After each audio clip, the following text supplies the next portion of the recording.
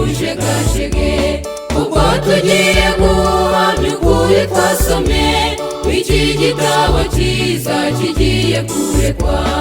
Ubu hafashwe ingamba kandi zirakarishye, Bibiliya igakurwa mu isi ya rurema. Twe tuzahora duhamya ibyo twayisomyemo, n'urutindo rutinze iteme sinzarohama. Bibiliya gitabo cyabize make, n'abataganya isomero babera inkomezi. Abo bakaminuza bagaca bugufi, iyo bemeye kubabera umuyobozi. Inzira zawe rwose ziragororotse, umugenzi naho yaba umuswa ntiyayoba.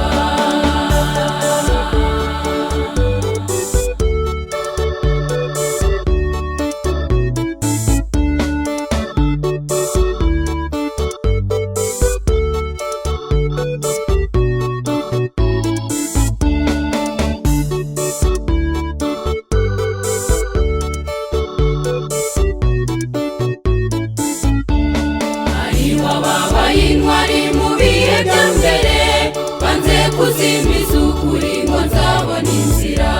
Bakomeje kuba intwari barashikama, bahangana na Roma yatwitse inyandiko. Ibyo ntibyabacaga intege ngo bacogore, bakomezaga kuvuga Bibiliya gusa.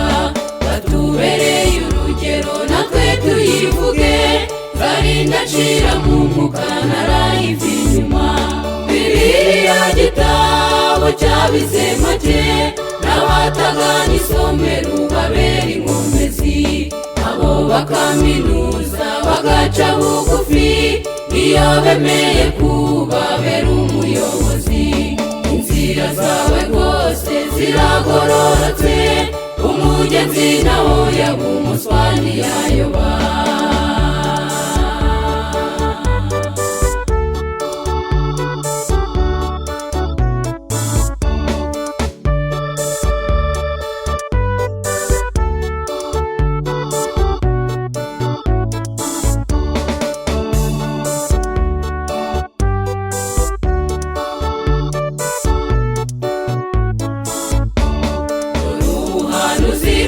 Ubu buratwereka w'inyamaswa yongeye gukora nka mbere.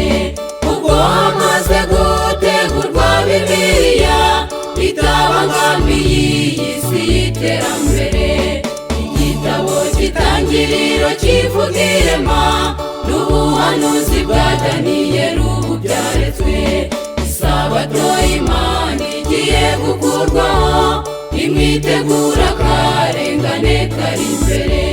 Duhere iwacu imimuri tuyamamaze, Ngarama na Bibare, Mukama na Rukomo, Nyagatare, Nyakigando nimukazimbize. Bibiliya Kibungo ibabera umuyobozi. Awirwa Magana ugana i Kigali, Kayonza na Kirehe, Gisenyi, Bugesera. Bibiliya yera tuyamamaze, Butare cyangwa Matimba na Rwimiyaga. Mu burasirazuba n'amajyepfo, mu majyaruguru n'iburengerazuba. Aho mu Rwanda hose tuhazenguruke, tuvuga ngo Bibiliya ushirwe hejuru.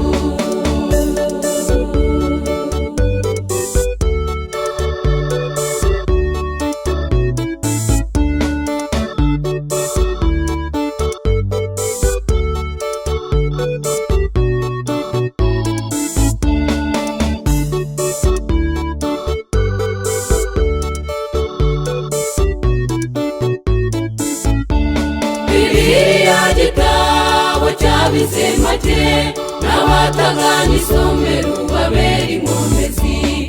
Abo bakaminuza bagaca bugufi, iyo bemeye kubabera umuyobozi. Inzira zawe rwose ziragororotse, umugenzi naho yaba umuswa ntiyayoba. Bibiliya gitabo cyabize make, n'abataganya isomero babera inkomezi.